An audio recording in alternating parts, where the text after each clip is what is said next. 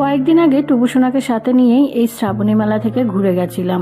যেহেতু টুবুসোনাকে সাথে নিয়ে এসেছিলাম তাই আর সেরকম কিছু দেখে শুনে কেনাকাটা করার সুযোগ করে উঠতে পারিনি। দিনটি ছিল রোববার, ছুটির দিন, কর্তামশাইকে সাথে নিয়ে তাই আবারও বেরিয়ে পড়ি। নিজের জন্য, তার সাথে শাশুড়ি মায়ের জন্য কিছু কসমেটিক্স আর ওই টুকটাক ক্লিপ কেনাকাটা করে নিয়েছিলাম।